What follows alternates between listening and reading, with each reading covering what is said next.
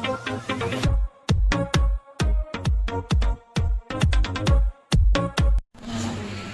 baik. Selamat pagi anak-anak. Pagi. Apa kabar?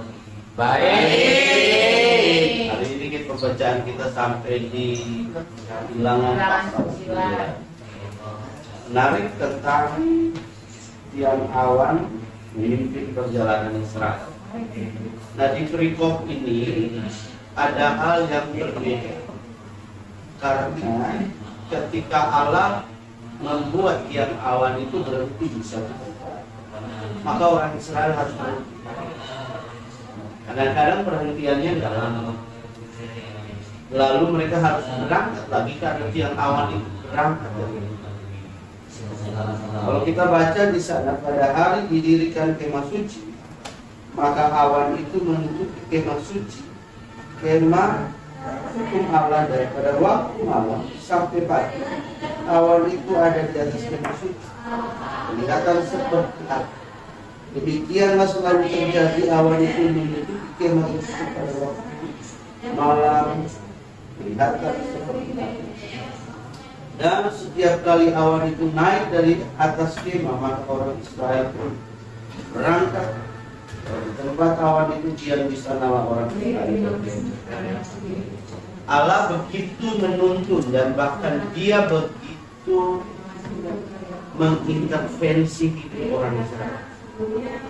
Dia membuat aturan sendiri, yaitu kalau awan itu ada di dalam kemah, di atas kemah, maka orang Israel itu harus berkemah di tempat itu. Nah, yang nggak enaknya kalau Tuhan datang di atas kemah itu, lalu mereka berkemah, 5 jam kemudian awan itu naik lalu ke tempat yang agak jauh. Nah, mereka harus berkemas lagi kemahnya, harus berangkat bersama-sama dengan gerakan dari awan itu.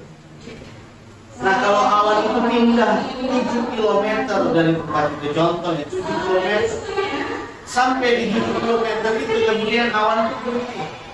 Mereka harus pasang tenda lagi di situ, pasang kemah pertemuan, pasang tenda mereka, harus bergerak. Nah, itu orang jutaan orang Israel yang keluar dari Mesir, jutaan orang. Nah, kalau jutaan orang itu banyak banget, itu bisa kayak gini, dari ujung sana sampai ujung sana sekali jalan bergerak. Karena jumlahnya jutaan, ngaturnya susah. Nah, gimana cara Tuhan supaya Dia bisa mengatur orang ini? Tuhan pakai cara ini. Awan kemuliaan itu ada di atas kemah, maka orang-orang itu harus tinggal di situ. Kalau seandainya awan itu tinggal 1 bulan di situ, maka orang-orang itu harus 1 bulan juga tinggal. Nah, dari pelajaran ini, dari ayat ini, dari kisah tiang awan memimpin perjalanan Israel, ini menggambarkan Tuhan harus berkemah atau Tuhan harus diam di dalamnya. Kemah pertemuan itu sama kayak dengan kita. Ya. Alkitab berkata bahwa tubuh adalah bait roh, bait Allah. Nah, pada masa itu adanya kemah pertemuan, tempat Tuhan hadir. Nah, karena itu sebagai orang Kristen hari ini, yang harus tinggal di dalam kita adalah Tuhan. Ya, Tuhan harus tinggal di dalam kamu. Tuhan harus tinggal di dalam kamu. Selama Tuhan tinggal di dalam kamu, maka Tuhan akan menuntun kamu, menyertai kamu, memimpin kamu, membawa kepada jalan-jalannya Tuhan. Nah, itu yang digambarkan oleh Alkitab.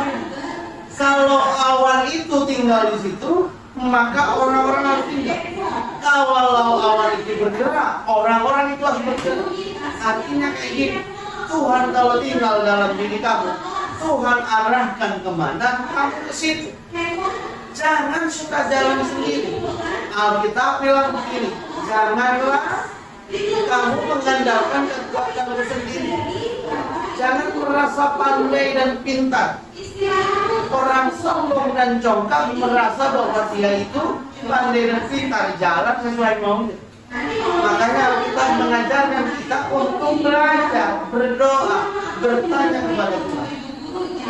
Musa ketika mimpin bangsa Israel, dia selalu tanya Tuhan. Musa yang dekat sama Tuhan aja, kemana-mana nanya Tuhan. Nah lu nggak mau nanya Tuhan. Karena kalau lu masuk jurang, habis lu.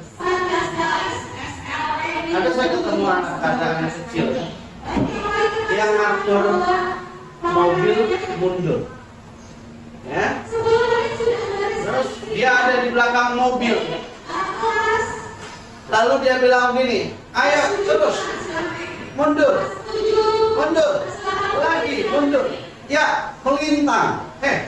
Orang mundur tiba-tiba melintang, kan nggak bisa. Nah, kalau orang yang menuntun kamu salah, pasti nggak bisa. Siapa yang menuntun manusia dengan salah? Manusia dituntun dengan cara yang salah karena dia mengikuti apa mau dia sendiri, mengikuti egonya, mengikuti nasihat-nasihat orang yang tidak baik. Ada orang bilang begini, mengalir seperti air. Enggak, Alkitab bilang begitu, enggak bilang begitu. Alkitab bilang ikuti kehendakku, bukan mengalir seperti air. Jadi kalau kehendak Tuhan itu kadang-kadang melawan arus. Kalau mengalir itu kan cuma ngikut. Nah karena itu catatan pertama di sini yang kita bisa paham bahwa Tuhan harus ada. Kalau Tuhan ada dalam hidup kita, maka Dia menuntun hidup.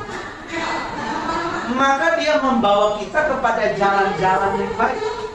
Maka Dia membawa kita kepada jalan-jalan yang benar. Orang banyak kali tidak sampai kepada tujuan hidupnya. Kenapa? Jalannya tidak dituntun oleh Tuhan. Jalannya tidak ditolong oleh Tuhan. Kenapa tidak ditolong? Dia nggak berdoa, dia nggak belajar, dia nggak melihat apa kehendak Tuhan. Pak Abraham, kan saya belajar, Pak Abraham, sekolah. Pasti saya punya pengetahuan, dok. Iya, pengetahuan harus ditolong oleh Tuhan. Karena tanpa hikmat dari Tuhan, kamu bisa salah jalan. Kamu bisa salah ambil keputusan. Tuhan, di mana Tuhan? Saya ingin A dan B. Tuhan mau yang mana? Berdoa. Kalau Tuhan mengarahkan kepada A, ambil A. Kalau Tuhan mengarahkan kepada B, ambil B. Gimana saya tahu? Kamu akan mengerti kalau kamu berdoa. Tapi kalau kamu nggak berdoa, kamu nggak akan mengerti. Makanya dekat dengan Tuhan. Tuhan dalam hidup kita. Bantu. Bantu. Sampai sini dulu, satu poin saja dulu. Nanti kita tambahkan di pertemuan.